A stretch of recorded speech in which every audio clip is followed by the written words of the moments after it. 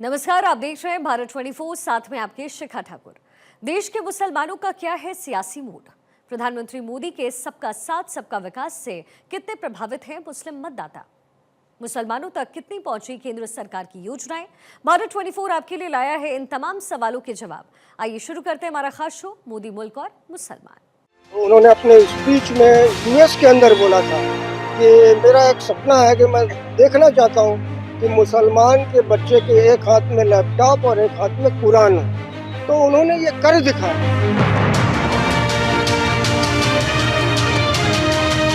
हम सबकी तो खुशनसीबी है कि मोदी जी हमारे सांसद और देश के प्रधानमंत्री और विश्व के नेता हैं। मैं तो अयोध्या में बैठा हूँ, आप लोग मुझसे बाइट ले रहे हैं, मैं सुरक्षित महसूस कर रहा हूँ, फख्र महसूस कर रहा हूँ। न दूरी है न खाई है, मोदी योगी हमारा भाई है। माननीय मोदी जी का सारा राष्ट्र के हित के लिए जो कार्य उन्होंने किया है, खास करके बनारस के लिए, तो हम तो गर्व से कह सकते हैं कि हमारे सांसद हैं, तीसरी बार देश के प्रधानमंत्री हैं और मुस्लिमों के दिलों में राज करते हैं। 10 साल से जब से मोदी जी की सरकार और योगी आदित्यनाथ की उत्तर प्रदेश में सरकार आई है, मुस्लिम अपने को बहुत ही फख्र के साथ खुश महसूस कर रहा है। नमस्कार, मैं हूं आकाश और आप देख रहे हैं मोदी मुल्क और मुसलमान। क्या मुसलमानों को डर लगता है? आज हम इसी मुद्दे पर बात करेंगे। मेरे साथ कुछ लोग हैं, मैं उन्हीं से जानना चाहूँगा कि क्या नरेंद्र मोदी की सरकार बनने के बाद क्या डर लगता है? मंदिर मस्जिद वक्फ की जो बातें हैं उस पर क्या इनकी राय है? मैं सारे मुद्दों पर इन्हीं लोगों से जानना चाहूँगा, क्योंकि मेरे साथ कुछ लोग मौजूद हैं। मैं उन्हीं से जानना चाहूँगा कि आखिर क्या है उनकी राय। क्या नाम आपका? मेरा नाम इरफान पठान है। क्या कहेंगे, क्या लगता है कि मुल्क में डर लगता है आप लोगों को? नहीं, कोई डर नहीं लगता है। देश के खातिर मरना मिटना सबके बस की बात नहीं। देश के खातिर मरना मिटना सबके बस की बात नहीं। हंसते हुए फांसी पे चढ़ना सबके बस की बात नहीं। देश में मेरे हिंदू मुस्लिम सिख ईसाई रहते हैं। देश में मेरे हिंदू मुस्लिम सिख ईसाई रहते हैं। सबको लेकर साथ में चलना सबके बस की बात नहीं। देश के खातिर तन मन धन सब अपना लुटाते हैं योगी जी मोदी जी। देश के खातिर तन मन धन सब अपना लुटाते हैं योगी जी मोदी जी। योगी जी मोदी जी जैसा नेता बनना सबके बस की बात नहीं। कहीं ऐसा तो नहीं कि फतवा हो जाए आपके पास? कोई फतवा नहीं होगा। जो सच मैंने कह दिया, जो सच हमने कह दिया। तो लगता है कि मुसलमान सुरक्षित है यहाँ? इस एकदम सब सुरक्षित है। हिंदू मुसलमान सिख ईसाई सब हम भाई भाई हैं, सब लोग सुरक्षित हैं। तो बिल्कुल इसी तरीके से मैं और लोग हैं, मैं उनसे भी जानना चाहूँगा, क्योंकि मुद्दा है मोदी मुल्क और मुसलमान। मुसलमान क्या राय रखता है, किस तरीके से, क्या लगता है कि जो वक्फ है या मुसलमान है वो डरा हुआ है? मोदी जी के राज में, उत्तर प्रदेश में योगी जी के राज में मैं समझता हूँ कि मुसलमान बहुत खुशहाल है, बिल्कुल डरा हुआ नहीं है। उसकी वजह ये है कि आमतौर से पहले जो है और सरकारों में क्रिमिनल जो रहते थे उनकी दहशतगर्दी हुआ करती थी। इस वक्त जो है हमारे उत्तर प्रदेश की अगर हम बात करें तो क्राइम ज़ीरो के बराबर है। और रही बात मुसलमानों के डरने की, तो डरने का प्रश्न ही नहीं उठता जब कोई दंगा उंगा नहीं होता है। दंगे में अक्सर जो है अक़लियत समाज को ज़्यादा नुकसान पहुंचता है। मेरे अपनी जानकारी के हिसाब से कि अभी तक जो है उत्तर प्रदेश में कोई इस तरह से बड़ा कोई दंगा नहीं हुआ है। ये बहुत बड़ी कामयाबी की बात है गवर्नमेंट की। जो पिछली सरकारें रही हो, कांग्रेस की रही हो, क्या लगता है कि उसमें आप लोग ठगे गए?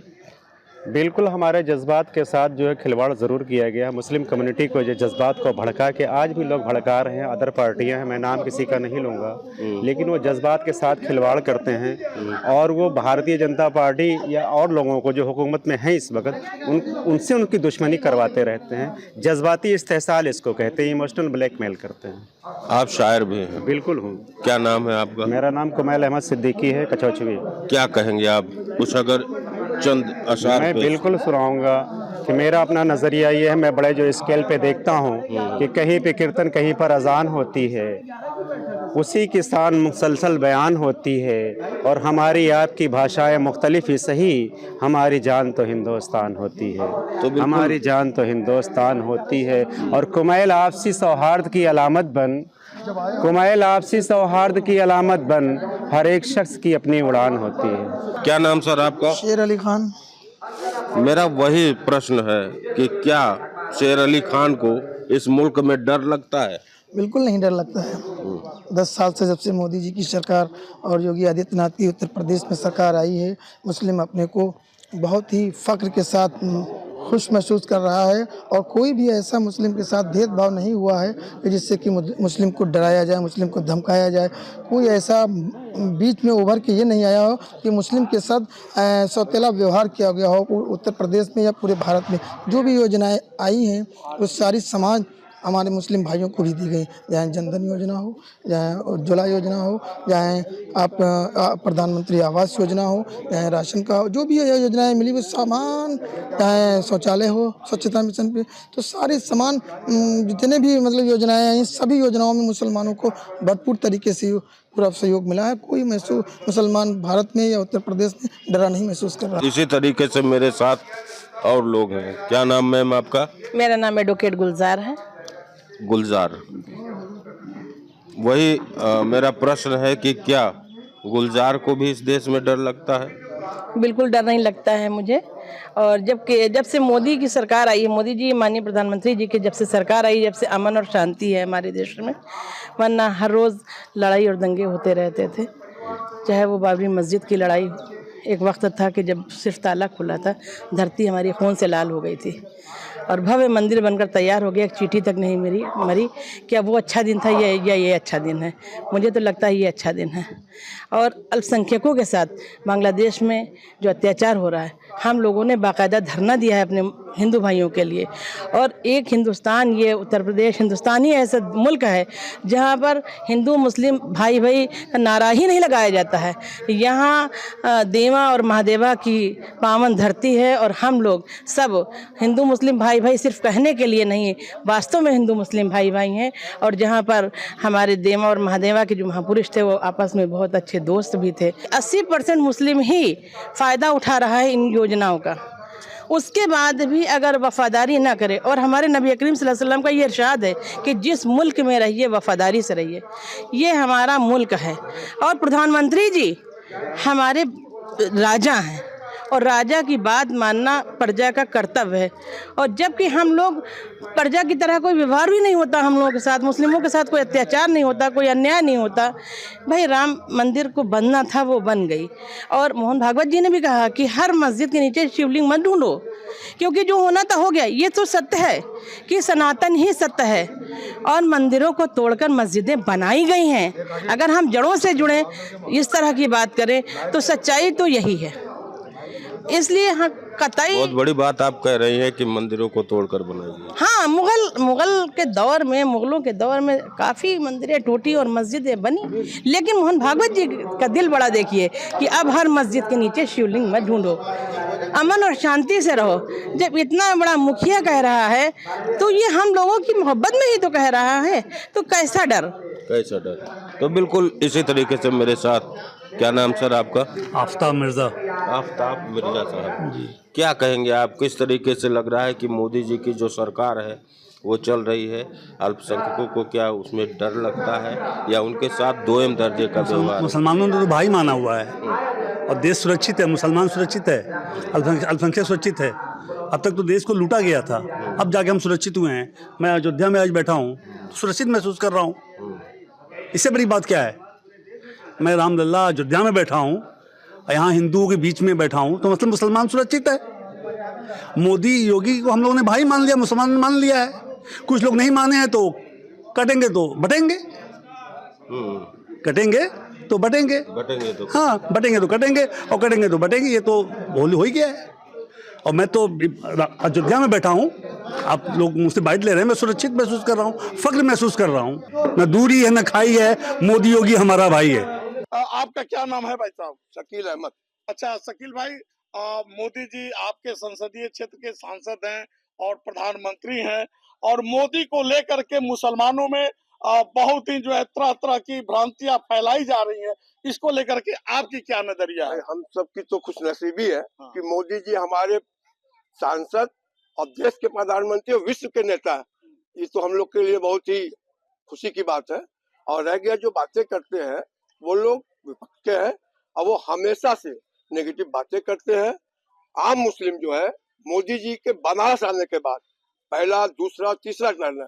बनारस तो इतना बदला है कि जमीन से आसमान, यानी कि बनारस पूरी तरीके से चमक रहा है। ये मोदी जी की देन है। मोदी जी ने कभी भी कहीं से भी कोई वर्ग में बात कर नहीं, जो भी विकास है सब क्षेत्रों में है, जो भी स्कीमें आई है लाभ के लिए वो सबके लिए। ऐसा नहीं कि किसी एक समाज को जाएगा दूसरे को नहीं जाएगा, ऐसा कुछ नहीं है। अच्छा, ये माना जाता है कि उत्तर प्रदेश में खास तौर पे वाराणसी के आसपास के जनपदों में मुसलमान किसके साथ हैं?